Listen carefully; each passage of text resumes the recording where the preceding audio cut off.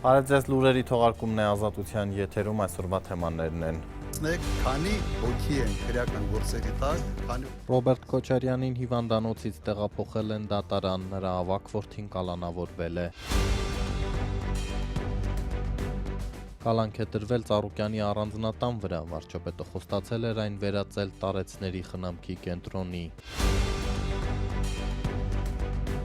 Ինչու էին ուշ երեկոյան Զորամասից դուրս ավտոճանապարհին վազելու դուրս եկել վրաերթի ենթարկված զինվորները։ Ի վերջո երբ Հայաստանը կներկայացնի Եվրամիությանն անդամակցության դիմում։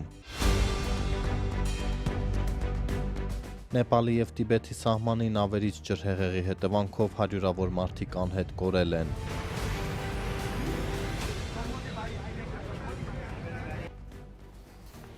Ռոբերտ Քոչարյանի շուրջ զարգացումներից սկսենք։ Մեկ օր հիվանդանոցում անցկացնելուց հետո իրավապահները ժամեր առաջ երկրորդ նախագահին տարել են դատարան կալանքի, մինչ այդ նրա ավագ որդին արդեն կալանավորվել էր։ Հայտնի չէ Քոչարյաններին վերագրվող ահռելի կարողության ճակատագիրը, մեծ մասը փակ է, ստուգումներ են, խուզարկություններ, արդյոք դրանք պետությանը փոխանցելու գործընթաց կսկսվի, ինչպես, ինչու հիմա 8 տարվա իշխանությունը նոր է իմացել Քոչարյանի ունեցվածքի մասին։ Ուժայինները երկրորդ նախագահի տուն մտան նրա պատգամավոր որդու վարչապետի խորհրդանում թեժ վեճից հետո։ Հակակոռուպցիոն դատարանն առաջիկա ժամերին պետք է քննի երկրորդ նախագահ Ռոբերտ Քոչարյանին 2 ամսով կալանավորելու միջնորդությունը։ Այսօր միայն օրվա ավարտին հայտնի դարձավ, որ հակակոռուպցիոն կոմիտեն Ռոբերտ Քոչարյանին կալանավորելու միջնորդություն է ներկայացրել։ Ռոբերտ Քոչարյանը բերվել է դատարան, գործը մակագրվել է այսօր դատը կքննվի 8:30, նյութերը նոր ենք ստացել, չենք հասցրել ծանոթանալ, 2 ժամից մոտավորապես է եւ նիստից հետո ավելի մանրամասն ձեր դետալներ կներկայացնեմ, այս պահին նյութերի միած ծանոթանալ։ Սարգիս Դադոյան։ Երկրորդ նախագահը դատարան է տարվել հենց հիվանդանոցից, որտեղ գտնվում էր երեկվանից։ Քոչարյանի ինքնազգացողությունը երեկ վատացել էր հակակոռուպցիոն կոմիտեում։ Նա տեղափոխվել էր Սուրբ Գրիգոր Լուսավորիչ հիվանդանոց։ Նրա որդին Լևոն Քոչարյանը տեղեկացրել էր, որ մոտ 2 շաբաթ առաջ երկրորդ նախագահը վիրահատվել էր, սրտի ստենտավորում է իրականացվել եւ հենց բժիշկները թույլ չէին տվել երեկ նրան տանել դատարան։ Թե արդյոք երկրորդ նախագահը կրկին կկալանավորվի, պարզ կդառնա առաջիկա ժամերին։ Ռոբերտ Քոչարյանը 2018-ից մինչև օրս արդեն 3 անգամ կալանավորվել է սահմանադրական կարգի տապալման մեղադրանքով։ Այս անգամ երկրորդ նախագահը մեղադրվում է պաշտոնյական լիազորությունները չարաշահելով, խոշոր չափերի կաշառք ստանալու եւ փողերի լվացման հոդվածներով։ Այս նույն մեղադրանքներով 3 ուշգիշեր կալանավորվեց նրա ավագ որդին Սեդրակ Քոչարյանը։ Միայն կարելի է արձանագրել, որ գործ ունենք ապօրինի քաղաքական նաև կոնտեքստ ունեցող հետապնդման հետ։ Հայաստանի երկրորդ նախագահին, նրա ավագ որդուն եւ իր հետ փոխկապակցված ընկերություններին առնչվող այս նոր գործը վերաբերում է 2000-ականների սկզբին տեղի ունեցած գործարքներին։ Գլխավոր դատախազությունը երեկ պնդել էր, թե փաստական տվյալներ են ստացվել, որ Ռոբերտ Քոչարյանն իր պաշտոնավարման ընթացքում իր հետ մտերիմ անձանց հետ նախնական համաձայնությամբ պաշտոնյական դիրքը օգտագործելով տարբեր շինծ ու հիմքերով պետական սեփականությունից առանձնացրել եւ շուկայականից էականորեն ցածր գներով ձեռք է բերել հասարակական եւ տնտեսական նշանակություն ունեցող մի շարք արժեքավոր գույքեր։ Այս գործի շրջանակում իրավապահ մարմինները Ռոբերտ Քոչարյանի հետ փոխկապակցված մի շարք ընկերությունների ցանկ է հրապարակել՝ Play City, Orange Fitness, Piazza Grande, Toyota եւ այլն։ Դրանք իրավապահները կապարակնքել ու փակել են։ Ըստ իրավապահների այս ընկերությունները կամ դրանց բաժնեմասերը Քոչարյանները ձեռք են բերել ապօրինի եղանակով։ Իդեպ այս ընկերությունների անունները խորհրդանի ամբիոնից 3 հերթով հնչեցնում էր վարչապետ Նիկոլ Փաշինյանը։ Սպայտուն պատմամշակութային հուշարձանը քանդել են տեղը Ռոբերտ Քոչարյանի, Լևոն Քոչարյանի եւ Սեդրակ Քոչարյանի սեփականությունն։ Ոնց? Play City, Թենիսի մանկապատանեկան կենտրոնը վերցրել են մարդիկ, դարձել են իրանց համար Orange, Toyota Երևան։ Ես ինչի կասկադում հող չունեմ, ժողովուրդ։ Ինչի կասկադում ես հող չունեմ, ինչի Սևանի ափին հանգստյան տուն չունեմ, ինչի հյուրանոց չունեմ, այսինքն ինչ, ես միամիտ եմ, հա? Ռոբերտ Քոչարյանի կրսեր որդին թեև հստակ ապացույցներ չունի, բայց կասկածում է, թե Փաշինյանն անցած 8 տարիների ընթացքում ոչինչ ձեռք չի բերել։ Իրականում ինչ կա, այդ հետագան ցույց կտա, էլի, հետագա ընթացքը հերձումը ցույց կտա, թե իրականում ով ինչքան գումար ու ինչ ունի, էլի։ Քանի օրինակ ձեզ բերեմ, երբ որ ինքը ինչ-որ մի բան ասել է, սուտ ասել։ Քանի 8 տարվա մեջ։ Իհարկե, ես իր ամեն ասածի հետ կասկած ունեմ։ Ինչ վերաբերում է իր հոր եւ եղբոր դեմ ներկայացված մեղադրանքներին, ապա Լևոն Քոչարյանի համոզմամբ դա ոչ թե իրավական գործընթաց է, այլ մեկ հոգու բացահայտ ապօրինի ցուցում, որին ըստ Քոչարյանի հանցագից են դառնում իրավապահ եւ դատական համակարգի ներկայացուցիչները։ Լևոն Քոչարյանը հիշեցնում է, իր հոր դեմ քրեական գործի հիմքում որևէ նոր բան չկա, այդ դրվագներով հայց կա դեռ 2018-ից։ Երկրորդ նախագահ Ռոբերտ Քոչարյանը, նրա կինը, երկու որդիները, նրանց կանայք, դուստրն ու նրա ամուսինը անցնում են ապօրինի գույքի բռնագանձման գործով։ Հակակոռուպցիոն դատարանում այս գործը քննվում է դեռ 2023 թվականից եւ ինչպես տեղեկանում ենք Դատալեքսից, այս գործով վերջին նիստը տեղի ունեցել 2024 թվականի հունվարին եւ կայացված որոշումներ չկան։ Լևոն Քոչարյանը վստահ է, դատարանում իրենք ապացուցելու են, որ բոլոր այդ գույքերը ձեռք են բերվել օրինական եղանակով։ Մինչդեռ չսպասելով դատական գործի ավարտին, այս գործընթացով ընդամենը փորձ է արվում մեծ աղմուկ գեներացնել հոր դեմ։ Կրծեր Քոչարյանը պնդում է իրենց պատկանող որևէ գույք ապօրինի չէ, հետևաբար դրանք չեն վերադարձվելու։ Չէ, ոչ մի բան սխալ չի, որ մի հատ էլ վերադարձնես։ Ուղղակի սա քաղաքական հետապնդում է, սրա մեջ ենք ապրում արդեն 8 տարի, ու այս պայքարը չի դադարել, այստեղ վերադարձնելու հարց չկա։ Վերադարձում ես մի բան, որը քոնը չէ։ Ազատության հարցին, թե արդյոք նախագահի որդի լինելու հանգամանքը չէ պատճառ հանդիսացել, որ նրանք այդքան հաջողակ բիզնեսմեններ են դարձել, արդյոք հովանավորչություն չի եղել, պատգամավոր Լևոն Քոչարյանն ասաց, թե բնականաբար իրեն զբաղեցրած դիրքը որոշակի առումով ազդեցություն ունեցել է գործընկերներ ձեռք բերելու եւ գործնական հարաբերություններ հաստատելու հարցում, բայց արտոնություններ չեն եղել։ Քոչարյանների դեմ այս մեղադրանքները նախորդեցին խորհրդարանի ամբիոնից վարչապետ Փաշինյանի զգուշացումներին։ Ուզում եք ասեք, որ ձեր միլիոնները պիտի ժառանգեք ձեր երեխաներին, ձեր երեխաներն էլ իրենց երեխաներին։ Ես ձեզ կներեք ուղիղ ասում եմ, որ չի լինելու այդ բանը։ Ընդդիմադիրները շտապեցին պնդել հերթական անգամ վարչապետի հրահանգով իրավապահները գործեր են կարում ընդդիմության դեմ։ ԿՊ-ական պատգամավոր Սոնա Ղազարյանը մինչդեռ այսօր հակադարձում էր, այդ ծավալի քրեական գործը չէր կարվող մեկ գիշերում արվել։ Կա հանրային լայն պահանջ, որպեսզի Հայաստանը ունեզրկած բոլոր քաղաքական գործիչները հայտնվեն բանտում։ Եվ ես, որպես Քարոզարշավը ամբողջությամբ վարչապետի հետ անցած մարդ, ասում եմ, որ այս հանրային պահանջը կա եւ մեր իրավապահ համակարգը չի կարող իզոլացված լինել։ Ինքը պետք է բացատրի նախ եւ առաջ, ինչպես 8 տարի չէր բացահայտվում այս ամենը։ Ռոբերտ Քոչարյանին առնչվող քրեական գործով անցնում է նաև երրորդ նախագահ Սերժ Սարգսյանը։ Վերջինիս նկատմամբ սակայն խափանման միջոց է կիրառվել բացակայելու արգելքը։ Իսկ Գագիկ Ծառուկյանի ունեցվածքի ճակատագիրը կարծես ավելի որոշակի է, նրա մի քանի խոշոր ձեռնարկություններ արդեն անցել են պետությանը, այսօր էլ հայտնի դարձավ, որ իրավապահները գնում են մեծահարուստ գործարարի առանձնատան հետևից, որը վարչապետն անձամբ է խոստացել դարձնել տարեցների խնամքի կենտրոն։ Բարգավաճ Հայաստանի առաջնորդը Նիկոլ Փաշինյանի թիրախում էր ամբողջ քարոզարշավին, բանտ ուղարկելու ու ունեզրկելու ուղիղ սպառնալիքներով։ Քանի Հայաստան պետությունը կա, Գագիկ Ծառուկյանից տները սկսել ենք արդեն վերադարձնել ժողովրդին։ Դատախազությունը հասել է կալանավորված Գագիկ Ծառուկյանի առինջի տեղյակին, որտեղ ապրում է գործարարի ընտանիքը։ Հակակոռուպցիոն դատարանը վարույթ է ընդունել դատախազության հայցը, որ պահանջում է անվավեր ճանաչել առինջի առանձնատան հողատարածքի աճուրդը, որ 23 տարի առաջ է կայացել։ Մեկ այլ հայցով էլ դատախազությունը պահանջում է անվավեր ճանաչել Ծառուկյաներին պատկանող առինջի մոլի հողատարածքի աճուրդը։ Դա էլ 11 տարի առաջ է եղել։ Ընդդիմադիր Բարգավաճ Հայաստան կուսակցության առաջնորդին առանձնատնից ունեցվածքից զրկելու մասին վարչապետը սպառնում էր 2.5 ամիս առաջ նախընտրական պայքարի օրերին։ Եվ ես ձեզ ասում եմ, մինչև 2031 թիվը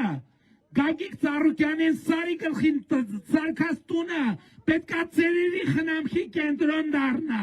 Անցած տարի դատախազությունը առնջի առանձնատան միջին շուկայական արժեքը շուրջ 1.8 միլիարդ դրամ էր գնահատել, այս պահի փոխարժեքով մոտ 5 միլիոն դոլար։ Բոլորը արդեն հոգնել են ամեն ինչից, կլելու են, վերցնելու են։ Գագիկ Ծառուկյանի գույքի օրինականությունը Փաշինյանի կառավարության օրոք ուսումնասիրում են դեռ 2023-ից։ Դատախազությունը պահանջում է Ծառուկյանից ու նրան փոխկապակցված անձանցից բռնագանձել 79 անշարժ գույք, 42 տրանսպորտային միջոց, 86 միլիարդ 400 միլիոն դրամ ու էլի գույք, միլիոններ, ընկերությունների բաժնեմասեր։ Այս գործով վերջին նիստը ապրիլին է եղել, դատարանի վերջնական որոշում դեռ չկա։ Ընդդիմադիր ուժի առաջնորդը, որ Հայաստանի ամենահարուստ մարդկանցից մեկն է, դեռ նախընտրական փուլում է արձագանքել Փաշինյանի սպառնալիքներին։ Ես պատրաստ եմ ունեցվածքներ կորցնեմ, բայց իմ հայրենիքի իմ ժողովուրդը ես չեմ փոխի։ Ասել են, մինչև վերջել գնալու եմ։ Նիկոլ Փաշինյանն իր ընտրողների հետ հանդիպման ժամանակ խոստանում էր Ծառուկյանից վերցնել նաև Արարատ ցեմենտ գործարանը։ Գործարարին կալանավորելուց հետո այս ու մյուս կոնյակի գործանում կառավարությունը կառավարիչներ են նշանակել։ Մուլտիվելնես սպորտային համալիրն էլ անցել է քաղաքապետարանի կառավարմանը։ Օլիմպիական սպորտային համալիրի դռները դեռ կապարակնքված են։ Ոչ մի իրավական process չկա, կա ընդամենը մեկ մարդու կամքով գործողություններ, որոնք լիովին տեղավորվում են քաղաքական հետապնդման տրամաբանության մեջ։ Մինչ Նիկոլ Փաշինյանը պնդում է, թե ապօրինի կուտակած ունեցվածքն է վերադարձնում պետությանը, Գագիկ Ծառուկյանի թիմակիցները սա քաղաքական հետապնդում են համարում։ Նախկին պատգամավոր Արման Աբովյանը շեշտում է Նիկոլ Փաշինյանի նախընտրական հրապարակային սպառնալիքներն ու դրան հաջորդած քրեական գործողություններն են փաստում։ Սա քաղաքական հաշվեհարդար է, ու ըստ նրա խլում են քաղաքական հակառակորդի գույքը։ Այո, խլում են, բայց ո՞նց է լինում, պոզով փոչովա լինում խլելը։ Ինձ համար շատ դժվար է քննարկել եւ ինձ համար շատ դժվար է հասկանալ մի գործընթաց, որը այնքան լկտի է իր էությամբ, հասկանում եք, որ նույնիսկ գնահատական տալ չի ստացվում, որովհետեւ նվազագույնը հայկական ավանդույթում ամենակողմը վաղեմի թշնամու ընտանիքին եւ տանը չեն կպնում։ Որ հաշվեհարդար է ու ոչ թե իրավական գործընթաց, երևաց նաև 70-ամյա Ծառուկյանին ձերբակալելու օրը, երբ նա ընդառաջ էր գնում իր տուն մտած իրավապահներին, բայց ձերբակալեցին ուժով գետնին տապալելով, պնդում է ԲՀԿ-ական Աբովյանը։ Գույքի ծագման օրինականությունն էլ կարող էին քննել առանց կալանավորելու, ինչպես քննում էին դրանից առաջ, ասում է Աբովյանը։ Գագիկ Ծառուկյանը բազմաթիվ անգամ ասել է, եկեք քննեք։ Անազատության մեջ պահելը սա դասական կտանքների կամ դասական ճշմարտ ձևաչափն է։ Եթե իրավական գործընթացը լիներ եւ մեղավորություն լիներ Ծառուկյանի, ապա ավելի քան համոզված եմ շատ շուտվանից ինչ-որ գործեր կհարուցվեն, բան կարվի։ Բարգավաճ Հայաստան կուսակցության առաջնորդը կալանավորվեց հուլիսի 7-ին ընտրություններից ուղիղ մեկ ամիս անց։ Նրա առաջնորդած կուսակցությունը երկու ընտրատեղամասում քվեարկության արդյունքները չեղարկելու հետևանքով մի քանի տասնյակ ձայնով դուրս մնաց խորհրդարանից։ Փաստաբանները պնդում են, որ Ծառուկյանն ազատությունից զրկվել է ապօրինի, քաղաքական դրդապատճառով ու արդեն դիմել են Մարդու իրավունքների եվրոպական դատարան։ Գործարարը մեղադրվում է իրանցի գործարարներից 21 միլիոն դոլարի գույք հափշտակելու եւ փողերի լվացման համար։ Իսկ թե առնջիտան գործով ինչ քայլեր են անելու, փաստաբաններին այսօր լսել չհաջողվեց։ Այս գործով նրանք դեռ որևէ հայտարարություն չեն արել։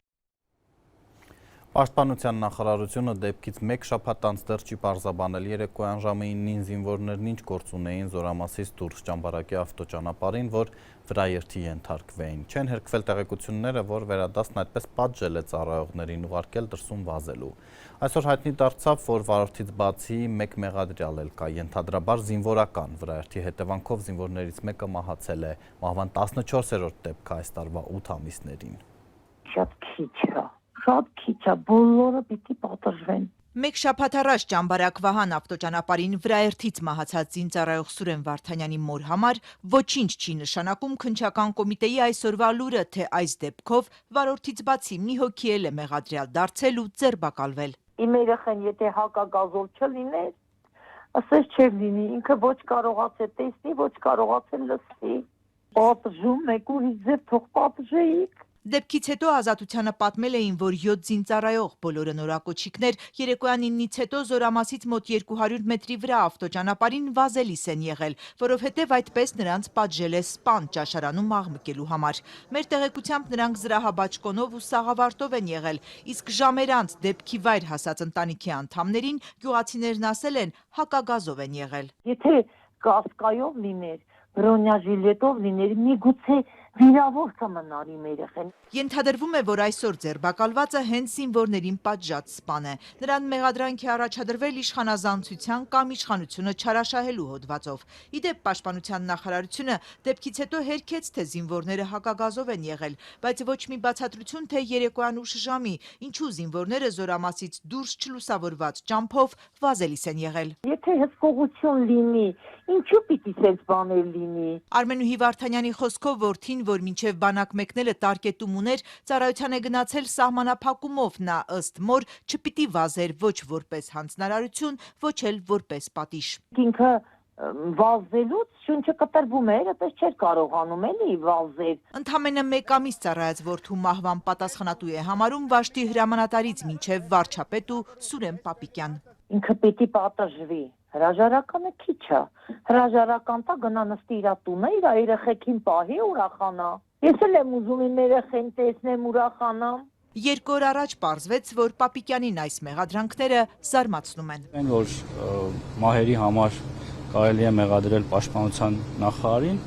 սա նորություն է Հայաստանի Հանրապետությունը։ Վերջին օրերին զինծառայող է սպանվել կամ ինքնասպան է եղել, կախվել, նախադասությունը ամեն օր է լրահոսում հայտնվում։ Նախարար Պապիկյանն այս ողբերգական պատկերին անդրադառնում է արտառոց բառապաշարով՝ ինտենսիվ խտություն։ Ինտենսիվության հետ կապված ես չեմ կարող գնահատական տալ, որն է պատճառը, որ այս կարճ ժամանակամիջոցում ունենք նման խտություն։ Այս տարվա միայն 8 ամսում բանակում մահվան 14 դեպք է եղել ծառայության հետ կապված։ Կրկնակիից ավելի է սակայն նույն 8 ամսում մահացած զինծառայողների թիվը։ Պաշտպանության նախարարությունն այս դեպքերը համարում է ծառայության հետ կապ չունեցող։ Հենց 3 հայտնի դարձավ, որ զինծառայող է ինքնասպան եղել։ Պաշտպանական գերատեսչությունը շտապեց տեղեկացնել դեպքը Զորամասում չի եղել, այլ իր անասնաֆերմայում, ուրեմն մահը բանակի հետ կապ չունի։ Ստացվում է, եթե զինծառայողն ինքնասպանություն է գործել Զորամասից դուրս, ուրեմն ողբերգությունը ծառայության հետ կապ չունի։ Այս մոտեցումը իրավապաշտպաններն արդեն քննադատել են, վտանգավոր համարելով այս հրատապ հերքումները։ Միթե հնարավոր է ինքնասպանությունից ժամեր անց պարզել, թե որն էր այդ քայլի պատճառը։ Ով է եկե ինձ ասի մի բան։ Ոչ մեկ։ Արմենուհի Վարդանյանը զինվորական հանդիսավոր երթումից օրեր անց մահացած որդու դեպքի քննության մասին շատ բան է ուզում լսել հենց պատասխանատուներից։ Ասում է, ինձ չի մխիթարի, բայց այս մահերը չպիտի սովորական դառնան։ Երեխուս եթե թշնամին խփեր, ես այսքան չէի տանջվի։ Կասեի գնացել է հայրենիքի համար հողը պահելու, երեխես զոհվել է, բայց ես զոհվել չի։ Պաշտպանության նախարարությունն այսօր նաև հայտնեց, որ առաջին նիստն է անցկացրել վարչապետի հրահանգով ստեղծված աշխատանքային խումբը, ուսումնասիրվել են զինված ուժերում ինքնասպանությունները, սպանություններն ու ոչ կանոնագրքային փոխհարաբերություններ ծնող պատճառները։ Մայրաթորն արձագանքել է վարչապետի երեկվա հայտարարությանը, որ եթե Գարեգին Բ-ն ընդունի եկեղեցու բարենորոգման իր հռչակած օրակարգը, ինքը պատրաստ է հանդիպել դեմ առ դեմ եւ քննարկել այն։ Գերագույն հոգևոր խորհուրդը այսօր պնդել է, որ կառավարությունը որևէ լիազորություն եւ սահմանադրությամբ ամրագրված իրավասություն չունի եկեղեցու բարենորոգումը կառավարության ծրագրի մաս դարձնելու, իր հայեցողությամբ եկեղեցականներին առաջարկներ ու պահանջներ պարտադրելու։ Մայրաթորը հայտարարում է, որ եկեղեցու շուրջ փորձ է արվում ձևավորել ճգնաժամի արհեստական օրակարգ։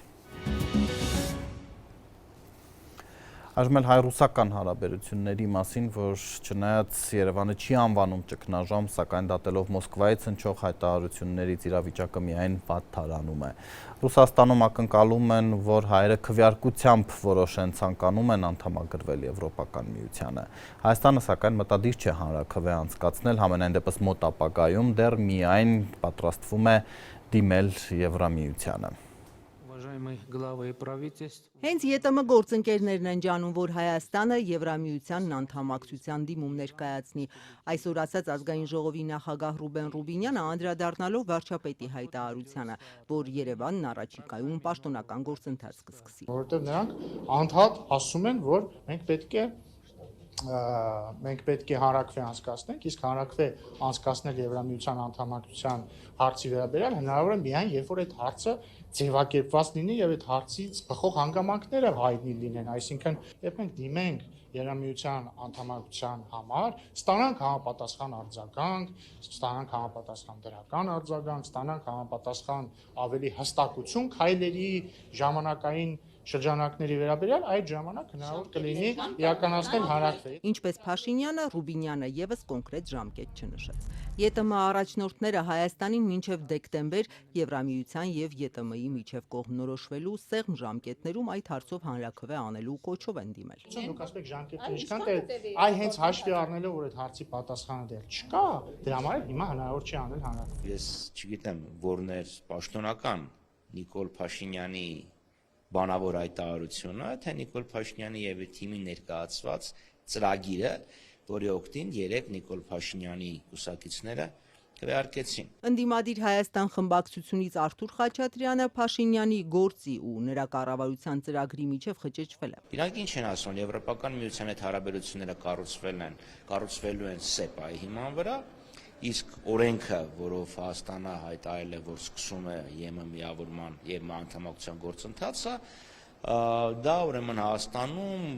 մարդու իրավունքների, շրջակա միջավայրի պաշտպանության եւ այլ ստանդարտների բարձրացումն էր ԵՄ ստանդարտներին, այսինքն որևէ խոսք չկար, որ Հայաստանը դիմելու է Եվրոպական միությանը։ Մոսկվայից գրեթե ամենօրյա ռեժիմով թե Երևանի, թե Բրյուսելի հասցեին քննադատություն է հնչում։ Այսօր միանգամից երկուսը՝ արտգործնախարարությունը երկաթուղու ռուսական կոնսենսյան այլ երկրի փոխանցելու Երևանի ցանկությունը մեջբերեմ արևմուտքի կողմից Հայաստանի իշխանությանը շանտաժի ենթարկելու փորձ է որակել, հավանական համարելով, թե դրա դիմաց Երևանին բազմամիլիոնանոց ներդրումներ են խոստացվել։ Իսկ Պետդումայի նախագահ Վյաչեսլավ Վոլոդինը մեղադրել է, թե մեջբերեմ Եվրամիությանն անդամակցելու մտադրություն ունեցող Հայաստանը ցինիկաբար օգտագործում է ԵՏՄ հնարավորությունները։ Հայկական տնտեսվարողների դեմ կիրառվող անարդարացի եւ անտեղի սահմանափակումները չեն համապատասխանում ոչ Հայաստան-Ռուսաստան հարաբերությունների ոգուն, ոչ էլ առավել եւս Եվրասիական տնտեսական միության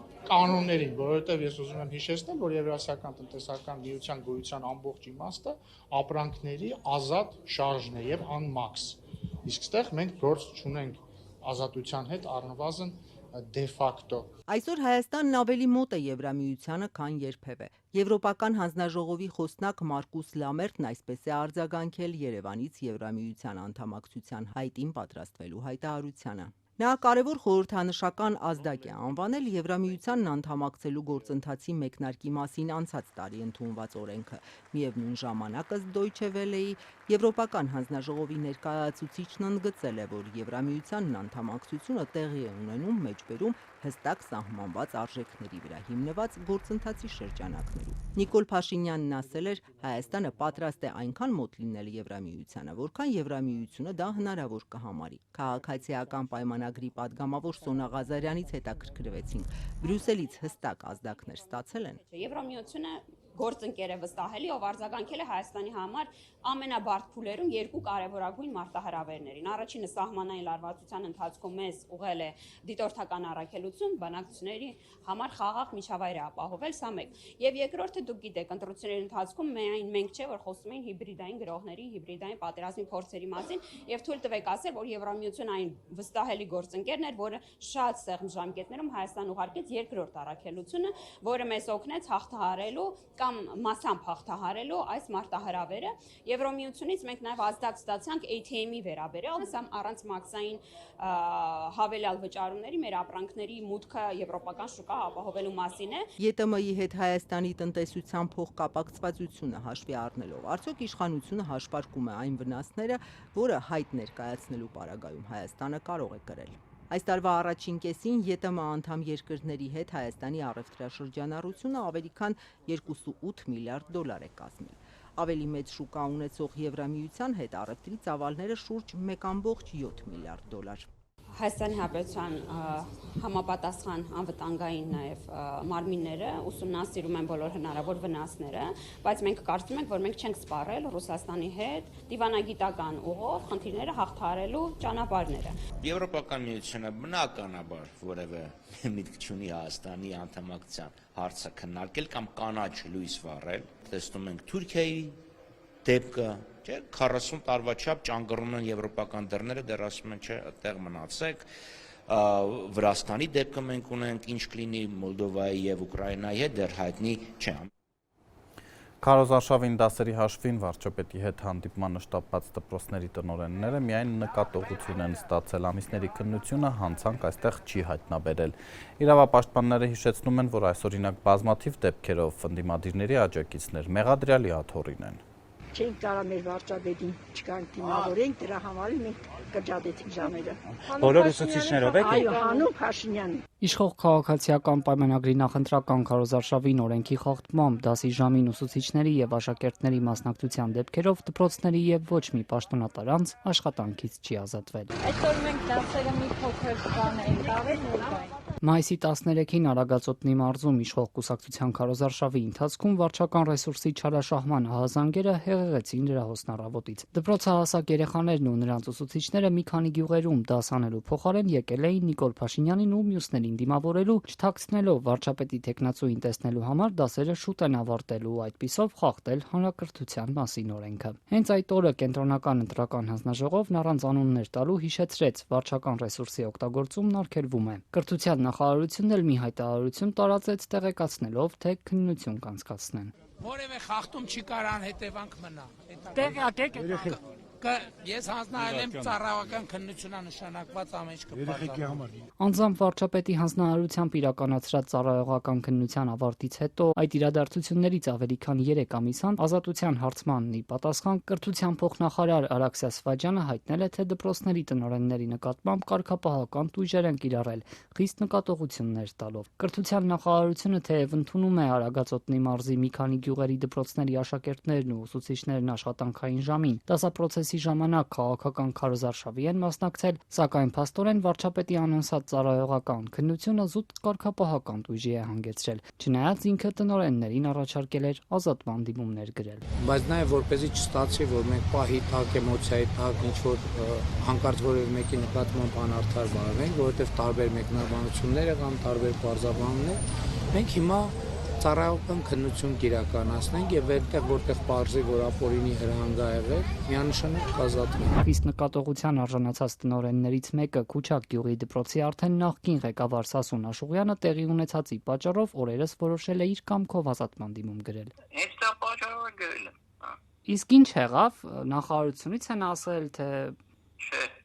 Իսկ ինչու որոշեցիք դիմում գրել։ Ես կամքով։ Բայց պատճառը այդ իրադարձություններն են։ Արագածի եւ Բերքարատի դպրոցների տնօրենները շարունակում են պաշտոնավարել եւ սեպտեմբերի 1-ին կընդունեն աշակերտներին։ Նրանք պատմեցին, որ ընդամենը մի քանի օր առաջ իրենց հակակոռուպցիոն կոմիտե են հրավիրելու հարցեր տվել։ Նատումներ են եղել, ուսումնասիրություններ են եղել, իրավաբաններն են աշխատել մեզ հետ։ Ազատությունը դիմել է հակակոռուպցիոն կոմիտե հետաքրքրվելով, թե ինչ գործի շրջանակում են տնօրեններին հրավիրել։ Պատասխան դեռ չենք ստացել։ Արագածի միջնակարգ դպրոցի տնօրեն Անուշ Վեյբությանը թեև նույնպես խիստ նկատողություն է ստացել, սակայն մինչ այս պահը չի ընդունում, որ կազմակերպված են մասնակցել քաղաքացիական պայմանագրի քարոզարշավին։ Մեր աշխատողներից մեկը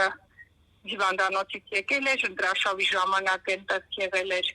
խցանում, մտել է այնտեղ, մասնակցել է 2 հավաքարարներ, որոնք գնացել են աղբը թափելու, իրենք գնացել են տեսնելու, ոչ մեկին չեն զգուշացրել, այլ իրենց մեր վարչատնտեսական մասի համակարգողը տվել է նկատողություն։ Վարչապետ Նիկոլ Փաշինյանը, որը քարոզարշավի գրեթե բոլոր կանգառներում երեխաների էր տեսնում, պնդում էր, թե ինքը մեջբերեմ ատում է վարչական ռեսուրսը, իրենք նման հրահանգներ չեն տվել։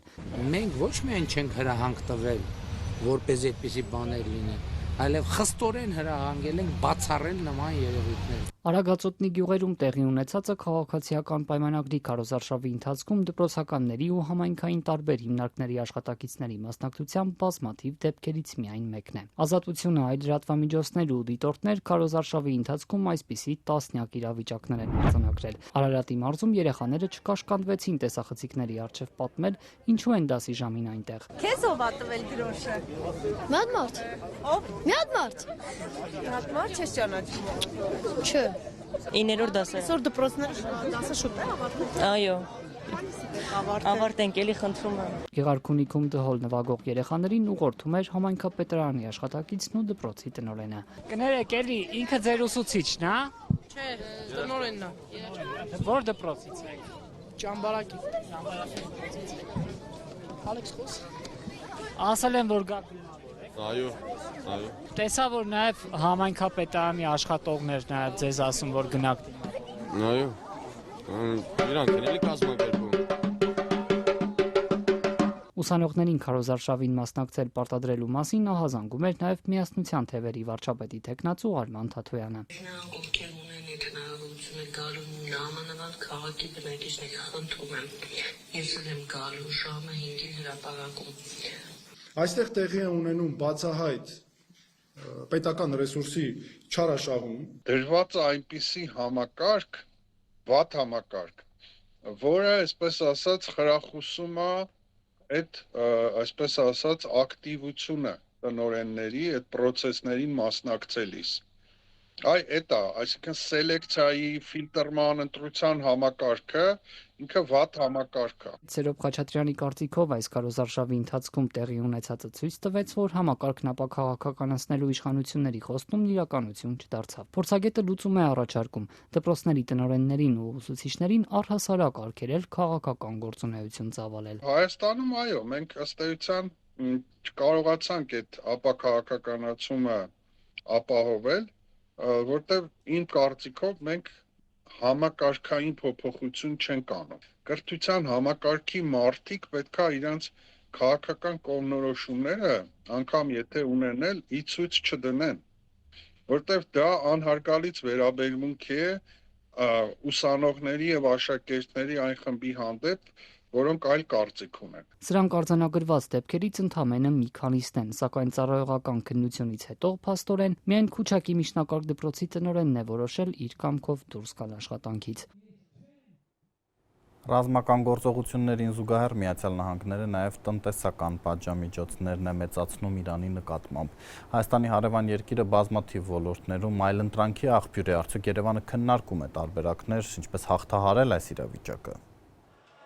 Ինչպես կարող են ազդել Իրանի եւ Իրանի գործընկեր պետությունների նկատմամբ ԱՄՆ հայտարարած նոր տնտեսական պատժամիջոցները Հայաստանի եւ Իրանի հարաբերությունների եւ համատեղ նախագծերի վրա։ Երեկ Միացյալ Նահանգների ֆինանսների նախարարը հրապարակեց պատժամիջոցները, որոնց նպատակն է Իրանի տնտեսական եւ ֆինանսական կապերը հնարավորինս կտրել արտաքին աշխարհից։ Նախորդ շաբաթ, երբ պատժամիջոցները դեռ հրապարակված չէին, բայց Իրանի դեմ տնտեսական պատերազմ սկսելու մասին Միացյալ Նահանգներն արդեն հայտարարել էր, Հայաստանի վարչապետը ճեպազրույցում ասաց, որ Հայաստանի կառավարությունը անհանգստացած է այս վիճակով։ Միացյալ Նահանգների եւ Իրանի հետ կապված իրադրությամբ բնականաբար մենք շատ անհանգստացած ենք եւ մենք նաեւ այդ թեմայի վերաբերյալ շատ սերտ աշխատում ենք եւ Միացյալ Նահանգների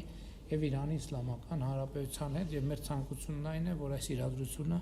հնարավորինս շուտ լուծվի։ Նոր սահմանափակումները վերաբերում են ոչ միայն իրանական ընկերություններին եւ պաշտոնյաներին։ Միացյալ Նահանգները զգուշացնում է նաեւ Իրանի հետ տնտեսական գործարքներ իրականացնող երրորդ երկրների բանկերին եւ ընկերություններին, որ կարող են դադարեցնել ֆինանսական գործարքները Իրանի հետ առնչության պատճառով։ Հատկապես թիրախում են մի քանի ոլորտ՝ նավթի առևտուրը եւ փոխադրումը, բանկային եւ կրիպտոարժույթով փոխանցումները, նավագնացությունը, ավիացիան, ոսկու եւ տեխնոլոգիաների ոլորտները։ Օգոստոսի 24-ին պատժամիջոցների տակ հայտնվեցին նաեւ ավելի քան 60 անձինք եւ ընկերություններ տարբեր երկրներից։ Պատժամիջոցների հրապարակված ցանկում Հայաստանի հետ առնչվող որևէ ընկերություն կամ անձ չկա։ Բայց հաշվի առնելով, որ Միացյալ Նահանգները նաեւ Իրանի գործընկեր երկրներին է զգուշացնում հնարավոր երկրորդային պատժամիջոցների մասին, արդյոք Հայաստանում մտահոգվելու առիթ ունեն։ Կառավարությունից եւ արտգործնախարարությունից այսօր հնարավոր չեղավ ճշտել ամերիկյան գործընկերներից որևէ զգուշացում կամ ցուցում ստացել են Իրանի հետ առևտուրը սահմանափակելու մասով։ Իրանագետ միջազգայնագետ Ալեն Շադունցն ասում է, Հայաստանի հետ Իրանի տնտեսական կապերը կամ առևտրաշրջանառությունը ծավալով այնքան խոշոր չեն, որ հայտնվեն Միացյալ Նահանգների մտահոգությունների տիրույթում։ Քանի որ Հայաստանի մասնակցությունը այս առևտրաշրջանառության մեջ բավականին սահմանափակ է, ես չեմ կարծում, որ այս պատժամիջոցների նոր ալիքը մեծ ազդեցություն կունենա Հայաստանի վրա։ Մեր բախտը բերել է, որ մենք այս պահին այդքան կարևոր չենք այս մեծ աշխարհաքաղաքական բախման պայմաններում։ Պաշտոնական վիճակագրության համաձայն 2025 թվականին Հայաստանի եւ Իրանի միջև ապրանքաշրջանառությունը կազմել է մոտ $770 միլիոն կամ Հայաստանի ընդհանուր արտաքին առևտրաշրջանառության 3.6%-ը։ Բայց չնայած այս ոչ մեծ երկկողմ առևտրաշրջանառությանը, Հայաստանի արտաքին առևտրի մոտ 20%-ը, այսինքն մոտ 1/5 5-րդը իրականացվում է հենց Իրանի տարածքով։ Հայաստանի եւ Իրանի միջև գործում է նաեւ գազ էլեկտրաէներգիայի դիմաց փոխանակման համաձայնագիրը, որի ծավալները զգալի ընդլայնելու ցանկության եւ հնարավորության մասին կողմերը հայտարարեցին վերջերս հուլիսին, երբ տարածքային կառավարման եւ ենթակառուցվածքների նախարար Դավիթ Խուդատյանը այցելեց Իրան։ Հունիսին էլ Իրանի փոխնախագահներ Հայաստանում Սյունիքում հայաստանյան գործընկերների հետ ազդարարում էր Քաջարանի թունելի շինարարության մեկնարկը, հյուսիս-հարավ ճանապարհի մաս համարվող թունելի շինարարական աշխատանքները իրանական ընկերությունն է իրականացնում։ Ալեն Շադունցն ասում է, որ Միացյալ Նահանգներում կա ըմբռնում, որ Հայաստանի համար Իրանի հետ առևտուրը եւ կապը կենսական նշանակություն ունեն։ Դա հիշեցնեմ բարձրաձայնվել էր դեռ 2018 թվականին, երբ Միացյալ Նահանգների ազգային անվտանգության հարցերով խորհրդական Ջոն Բոլթոնը ժամանել էր Երևան։ Այդ ժամանակ Փաշինյանը Բոլթոնին հայտնել էր, որ Իրանի հետ հարաբերությունները Հայաստանի համար կենսական նշանակություն ունեն։ Բոլթոնն իր հերթին ասել էր, որ Միացյալ Նահանգները հասկանում է Հայաստանի առանձնահատուկ իրավիճակը։ Միացյալ Նահանգները Հայաստանի հետ կապված մեկ հարցում է բավական զգայունացել, որ Իրանից Հայաստան նավթ չպետք է մտնի, ու այսօր էլ, եթե չեմ սխալվում, մենք տեսնում ենք, որ մասնավոր սեկտորների միջև ոչ օֆիցիալ կամ բաց նավթափոխանակության շարժ չենք տեսնում։ Դա է եղել միակ նախապայմանը, երբ որ նույնիսկ 7 տարի առաջ, երբ Ջոն Բոլթոնը եկավ Հայաստան, ինքը նշեց, որ նավթի արտահանման ստատիստիկայի դիմաց ինքը ցանկանում է 0 տեսնել։ Ուշագրավ է, որ այն օրը, երբ հայտնի դարձավ ամերիկյան նոր պատժամիջոցների մասին, Հայաստանում Իրանի դեսպանը հանդիպել է էկոնոմիկայի նախարար Գևորգ Պապոյանի հետ, իսկ այսօր նաև տարածքային կառավարման փոխնախարարի։ Արդյոք ամերիկյան պատժամիջոցների թեման քննարկվել է, թե ոչ, պետական գերատեսչությունները չեն բացահայտում։ Խորհրդարանն այսօր երկրորդ փորձից ընտրել է Եվրոպական ինտեգրման հանձնաժողովի նախագահին։ Հաստիքը բաժին էր հասել ընդդիմադիր ուժեղ Հայաստան խմբակցությանը, սակայն որոշիչ ձայներ ունեցող քաղաքացիական պայմանագիրը չէր ընտրել առաջադրված Արեգա Հովսեփյանին։ Ուժեղ Հայաստանի երկրորդ թեկնածուի Հարություն Հարությունյանի համար կառավարող ուժն այսօր ապահովել է բավարար ձայներ։ Իսկ տարածքային կառավարման հանձնաժողովի նախագահի պաշտոնում առաջադրվել է ուժեղ Հայաստանից Իրինա Յոլյանը, այստեղ էլ քաղաքացիական պայմանագիրը մերժել էր ցանցերի նախկին տնօրեն Դավիթ Ղազինյանի թեկնածությունը։ Իրինա Յոլյանի հարցով քվեարկությունը վաղն է։ Ընտրվելու դեպքում խորհրդարանի ձևավորումը վերջապես կավարտվի։ Եվ միջազգային լրահոսից երեկ հաղորդվեց, որ Ուկրաինայում պատերազմից հետո առաջին անգամ Ռուսաստան է այցելել Միացյալ Նահանգների հետախուզության ղեկավարը։ Վաշինգտոնը եւ Մոսկվան մանրամասներ չեն հայտնել, բացառությամբ, որ ամերիկացի պաշտոնյան Պուտինին չի հանդիպել։ Сами по себе контакты по линии специальных служб это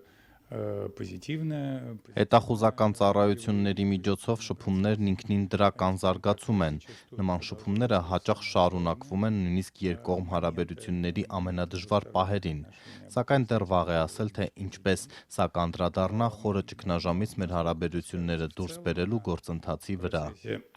Выводы наших двусторонних отношений из того глубочайшего кризиса, в котором они находятся, пока говорить преждевременно. Նահանգների նախագահ Դոնալդ Թրամփն ասել է, որ Իրանի հոգևոր առաջնորդը ողջ է, սակայն շատ ծանր վիրավոր։ Այաթոլլա Մոջտաբա Խամենեին փետրվարին հոր սպանությունից հետո ստանձնել է երկրի ղեկավարումը, սակայն հանրության առջև չի հայտնվել։ Նեպալի եւ Տիբեթի սահմանին հսկական հեղեղի եւ սողանքի հետևանքով առնվազն 95 մարդ է զոհվել, հարյուրավոր մարդիկ, այդ թվում զբոսաշրջիկներ, անհետ կորած են։ Տարվա այս սեզոնին զբոսաշրջիկները, հատկապես ուխտավորները, հաճախ են այցելում Նեպալ ու Տիբեթ։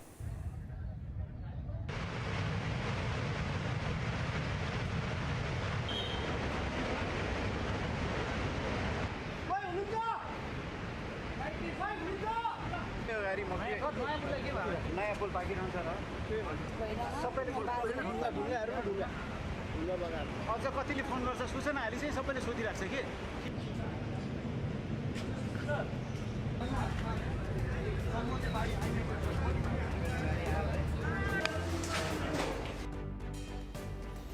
Այսքանը բաժանորդագրվեք Ազատության էջերին, հետևելու անդադար թարմացվող լրահոսին, կհանդիպենք։